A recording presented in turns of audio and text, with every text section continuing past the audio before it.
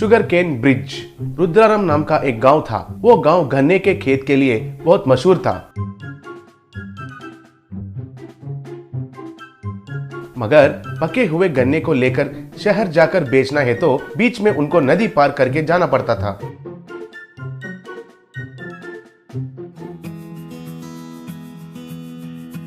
एक दिन अच्छा गर्मी के मौसम में एक किसान पके हुए गन्ने को काटकर उनके सर पर उठाकर नाव चलाने वाले के पास आया।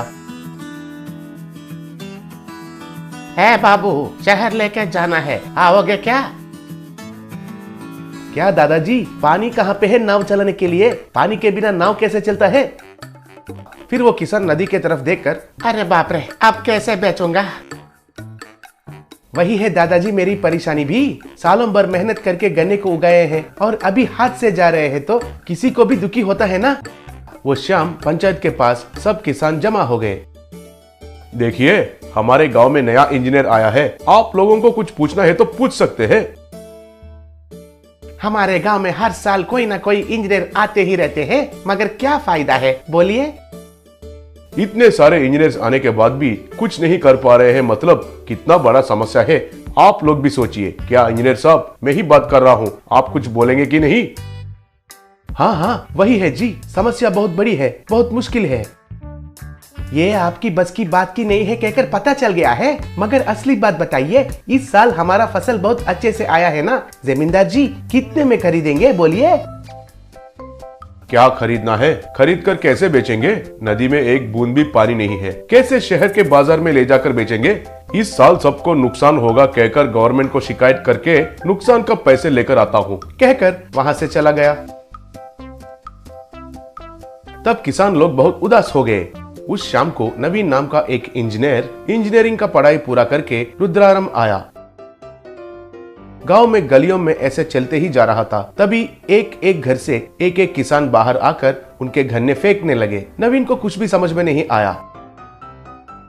खत्म हो गया, सब नष्ट हो गया, साल भर मेहनत किया हुआ फसल सब नष्ट हो गया, पैसे भी नहीं मिलेंगे, कहकर दुखी हो रहा था। तब नवीन को थोड़ा सा बात समझ में आया और तुरंत घर जाके अपना पिताजी से बात करके जो भी हुआ उसके बारे में पता किया।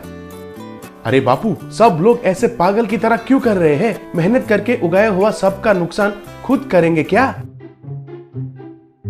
फिर क्या करें, उसको निचोड़कर जूस बनाएंगे क्या? पूरा नुकसान हो गया है, कहकर वो भी दुखी होने लगा। तब नवीन को क्या बात करना है कुछ भी समझ में नहीं आया। उस रात को नदी के पास बैठकर नवीन सोचने लगा। तभी अचानक से नवीन को एक विचार आया। फिर अगले दिन नवीन अपने पिता के पास जाकर, पिताजी, वैसे भी गन्ने बेच नहीं पा रहे हैं, उनको नष्ट करने से बेहतर मुझे दीजिए, मैं कुछ करके उसका उपयोग करता हूँ। तुम उसका उपयोग करोगे? हमारे गांव के लिए शुगर केन ब्रिज बनाऊंगा पिताजी। तब पिताजी हैरान होकर, तुम्हारा सोच बहुत अच्छा है रे, मगर उसको कैसे बनाओगे? वो सब मैं देख लूंगा, मगर मेरा मदद करने के लिए मुझे कोई साथ चाहिए। तब नवीन का पिताजी बाकी किसानों के साथ बात करके नवीन को मदद करने के लिए सब लोग आए। तब नवीन ने गांव के सब गन्ने को लेकर एक शुगर केन ब्रिज बनाया।